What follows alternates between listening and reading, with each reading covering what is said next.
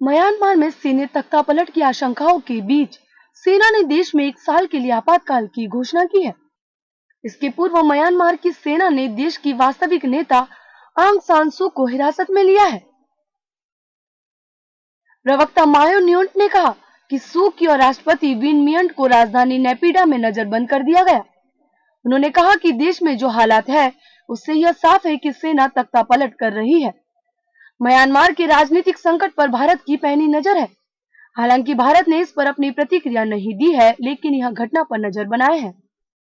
Myanmar की सेना ने शनिवार को इस बात से इनकार किया कि उसके सेना प्रमुख ने चुनाव में धोखाधड़ी की शिकायतों के बाद तख्तापलट की धमकी दी थी। सेना ने कहा कि मीडिया ने उनकी बात का गलत अर्थ निकाला है।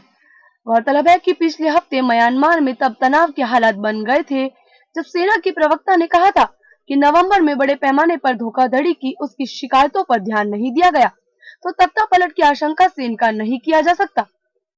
बता दें कि म्यांमार के commander in chief senior general Min Aung lying ने बुधवार को वरिष्ठ अधिकारियों के साथ वार्ता में कहा था कि देश में यदि कानून का उचित तरीके से लागू नहीं किया जाएगा तो संविधान को रद्द किया जा सकता है। उनके इस बयान के बाद म्यांमार में सियासत गर्म हो गई थी।